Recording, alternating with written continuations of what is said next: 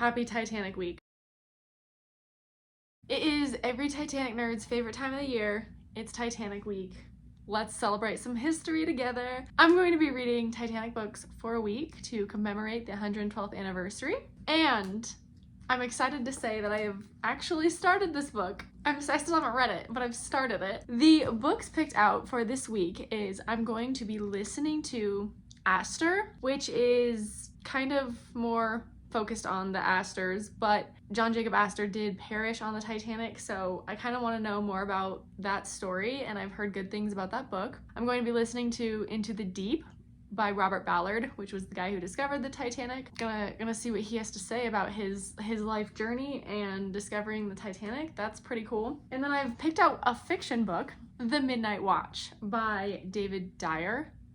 And this is a fictional kind of take on the Californian, which was another ship that was nearby whilst the Titanic was sinking, kind of really far on the horizon, and it's had a lot of controversy ever since the event. A lot of people argue whether or not the Californian could have saved people had they responded that night, and I don't know, I've refrained from having an opinion on this because I feel like I don't know enough, but maybe I will read this and I will have a more complex opinion. Yeah, happy Titanic week. Also, for you Titanic nerds out there, who else is so excited about all the things that Titanic Honor and Glory are doing this month for Titanic?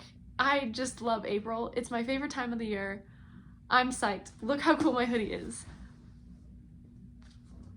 It's gonna be a good month. Okay, this is certainly not great lighting, but I have been listening to Into the Deep by Robert Ballard. First of all, I love it. Second of all, it is so fascinating to hear about the career pathway of Dr. Ballard getting to the point he was at when he discovered Titanic. To be involved in that field and career, you have to be in the Navy, you gotta be an oceanographer, you gotta study marine stuff, and I absolutely would love to go be involved in the field, but I'm not an oceanographer. He wasn't just the guy who found Titanic. He is incredibly smart. Him and his team helped discover chemosynthesis, which is like photosynthesis but without light, and it's like what clams and plants do at the bottom of the ocean. So that part's really cool. Also, I just listened to the chapter of him finding the Titanic. His entire experience of being on a secret mission for the Navy and then getting that stuff done so fast that he had enough time to look for the Titanic. The whole thing is it's so fascinating to hear about his story. He said that he started off with the debris field theory, and basically that theorizes that if you're trying to find a lost shipwreck, you should be looking for the debris field because all that light stuff scatters everywhere across the ocean floor when a ship sinks. Every time that I hear this, it gives me chills. There's this moment when his crew discovered the Titanic and they were all celebrating, and it's a champagne kind of event. Everyone's like, oh my god, we found the Titanic. And then I would assume the crew has this experience, but Robert Ballard talks about feeling the weight of tragedy in that moment. And they found Titanic's boiler around the same time that Titanic sank, at the same time of night in really calm waters, which Titanic sank in really calm water. And so he talks about having this experience of oh my gosh, this tragedy happened here. And they all just have a moment of silence. He also talks about not really feeling emotionally connected to the history. There's people who are Titanic buffs and they feel so connected to it. He said that he had wanted to find the wreck and he felt very passionately about finding the wreck. He's had an interest in finding lost ships and sunken submarines and stuff like that. But he said after they discovered the Titanic, he didn't want to let go. And he talked about getting emotional saying goodbye to the wreck because he now felt so attached. Okay, bad lighting again, I know. It's just that I listen to this audiobook whilst I'm driving, so this is what you get. The book focuses so much on his exploration of other ships. Robert Ballard is such an underwater explorer, oceanographer. Like, he's not exclusive to Titanic, which, like, I think we kind of have this misconception with him regarding that.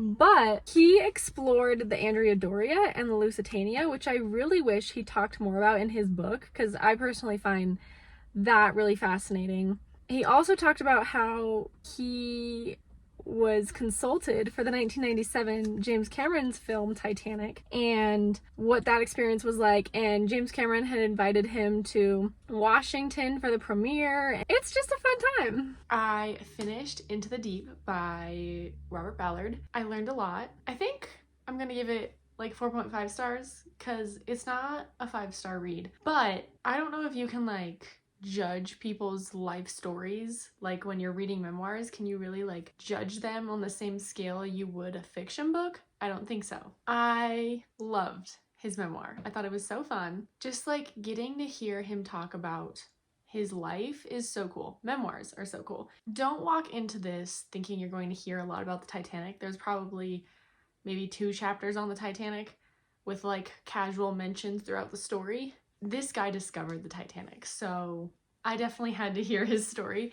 And I think that what's really cool is he is an explorer, and he has explored tons of stuff all over the world, which is so cool. I would love to hear more about his findings with the Titanic, the Andrea Doria, the Lusitania. He did do some other ship stuff. I could not tell you. I'm more interested in ocean liners, and he did some early exploration with old Venetian ships, old Greek ships, old ships. He's really cool. He explores a lot of stuff. However, I do like what Robert Ballard rehashed in his book regarding visiting the Titanic wreck.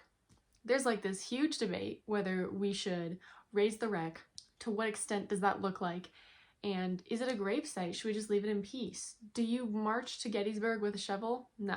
Robert Ballard was like very specific in his book on how he feels no. Leave it be. It is to be undisturbed. I think personally for me, from a standpoint of being a Titanic enthusiast, but also so that we can preserve Titanic's tale, yes, let's bring up some artifacts. Should we raise the entire ship? No, that's not even realistic. I definitely think that there needs to be some more respect that goes into approaching Titanic. And I wouldn't say we actually have an issue with that now.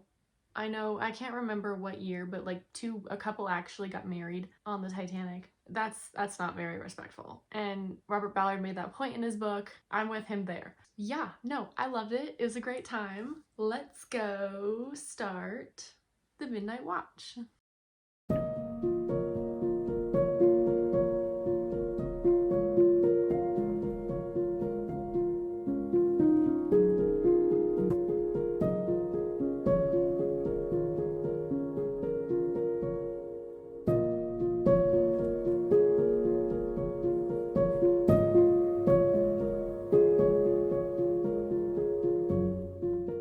Okay, I started Aster. I'm like 5 chapters in. I'm not sure. I don't know if I'm really enjoying it all that much because it's like a thorough, in-depth analysis of the Aster line. Family tree, history, tracing back all of the wealth, which is interesting. I think it does give insight into the elite, wealthy society that Titanic's first class was almost marketed to, and like kind of where society on the elite end of people who had money stood at the time of Titanic. I don't know if I'm loving it, but it's really interesting that like the Aster name kind of got its start with beaver furs and like trading. I don't know, I kind of just want to hear them talk more about John Jacob Astor the Fourth and like Madeline, because that relates to Titanic, but we're not there yet.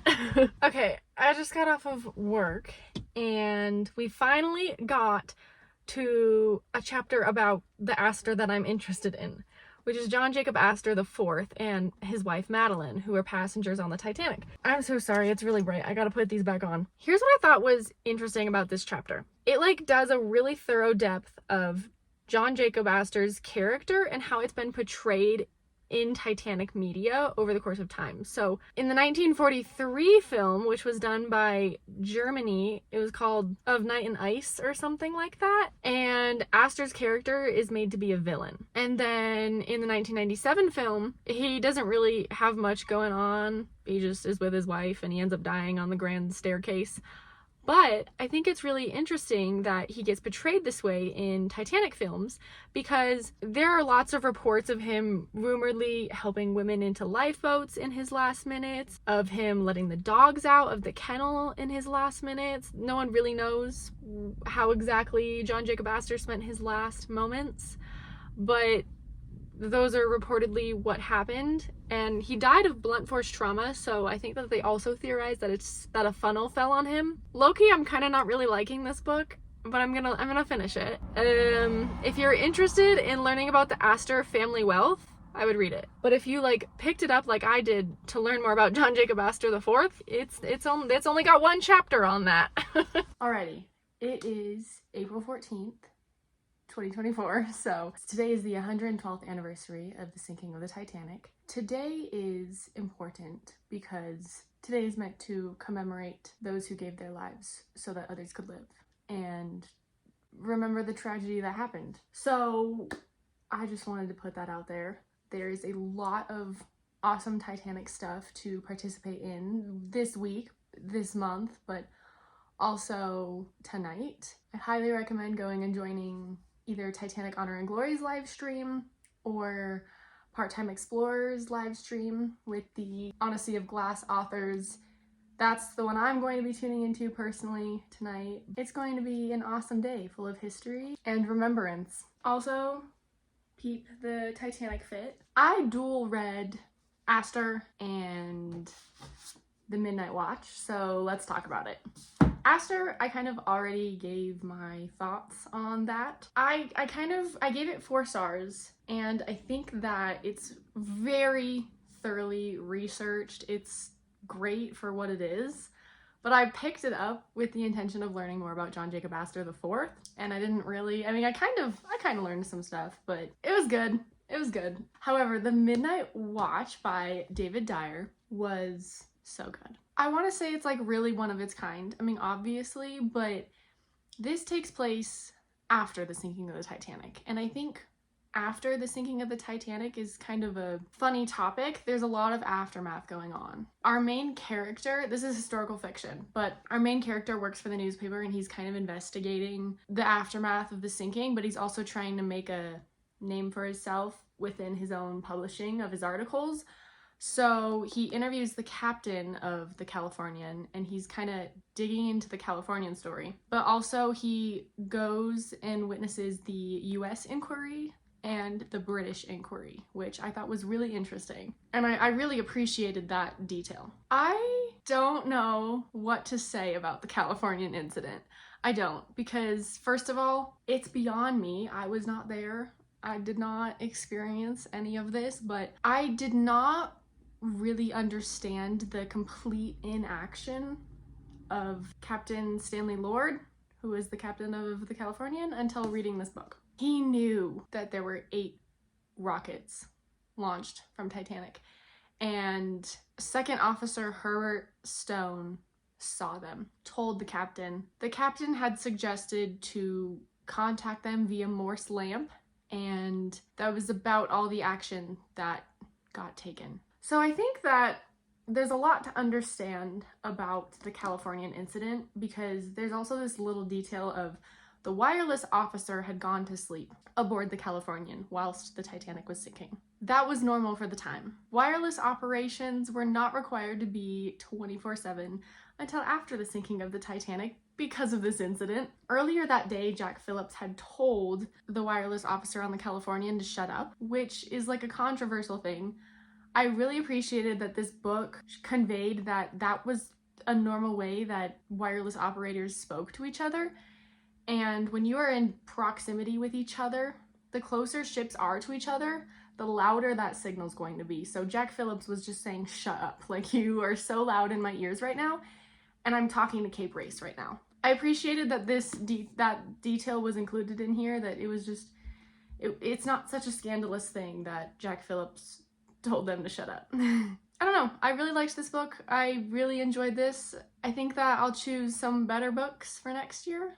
I don't want to call any of these bad, but maybe I'll choose some more books like centering around the Titanic. Something that I really appreciated about Robert Ballard in Into the Deep is he talked about keeping Titanic's story alive, and he especially focused on it with kids, but I think that keeping the Titanic story alive is so important, and that's kind of why I make this video every year.